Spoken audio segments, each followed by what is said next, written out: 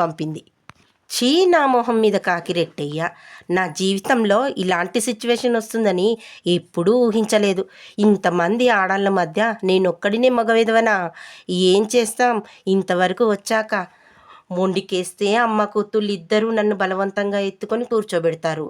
దానికన్నా మనమే మర్యాదగా పార్టిసిపేట్ చేయడం బెటర్ అని మనసులో అనుకుంటూ బలికి ఆహుతయ్యే మేకలా పోటీకి వెళ్ళాడు. కానీ ఒక్కటి మాత్రం ఖచ్చితంగా మనసులో అనుకున్నాడు.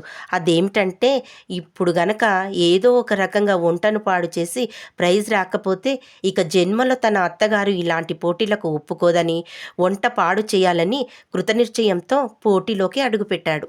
పోటీ ముగిసింది. అందరి వంటలు రుచి చూసిన తర్వాత వాళ్ళలో వాళ్ళు గంట తర్జన భర్జనలు పడిన తర్వాత విజేతను ఎంపిక చేశారు పోటీ నిర్వహించిన జడ్జీలు. విజేతను మైక్లో అనౌన్స్ చేస్తున్నారు.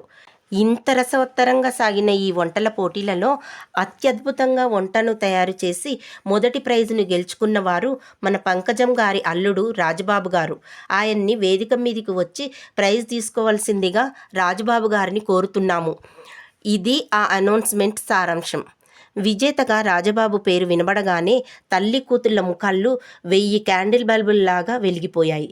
ఇక వాళ్ళ ఆనందానికి హద్దులు లేవు. అమాంతం ఇద్దరు కలిసి రాజబాబుని పైకెత్తేశారు. అక్కడున్న అందరి నోటమ్మట పంకజం అల్లుడు అదుర్స్, పంకజం అల్లుడు అదుర్స్ అని ఒకటే అరుపులు. కాసేపు ఏమైందో అర్థం కాలేదు రాజబాబుకి. నేను కావాలని ఇంత చెత్తగా వంట చేసినా నేనే గెలిచానా?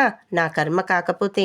నాకు అర్థం కాని విషయం ఏమిటంటే, చెత్తగా చేసిన నా వంటకే మొదటి ప్రైజ్ వచ్చిందంటే ఈ ఆడాళ్ళు వీళ్ళ మగుళ్ళకి ఏం వండి పెడుతున్నట్టు?